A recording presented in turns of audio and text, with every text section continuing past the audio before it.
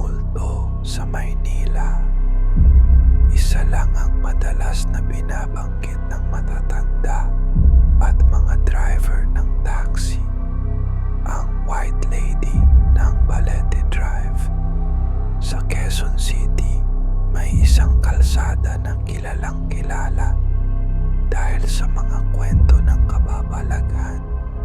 Sabi nila, kung dadaan ka rito, lalo na sa hating gabi, huwag mong titigan ang side mirror at huwag na huwag kang hihinto. Kwento ng mga tsuper, minsan daw biglang may pasahero na umaangkas. Isang babaeng nakaputing bestida, mahaba ang buhok at maputla ang mukha. Sa una, tahimik lang siya.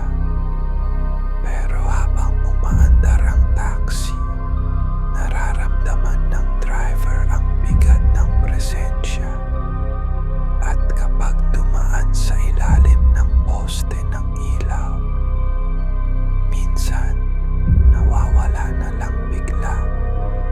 May ilan daw na nagsasabing ito'y kaluluwa ng isang babaeng na aksidente sa mismong kalsada. Dekada na ang nakalipas. Binalot ng trahedya, ang kanyang spirito raw ay nanatili. Naghahanap ng hustisya o baka naman naghahanap ng kasama. Isipin mo na lang, nag-iisa ka, nagmamaneho sa gitna ng gabi. Tahimik ang lahat hanggang sa makita mo siya nakatayo sa gilid ng kalsada, at bago ka makapreno, nandyan na siya sa loob ng sasakyan. Marami ang nagtangkang ipaliwanag ang kwento.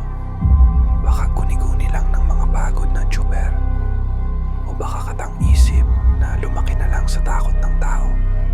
Pero sa Balete Drive, hindi lang isa ang nagpatotoo, hindi lang dalawa, kundi 12 ng kwento, paulit-ulit.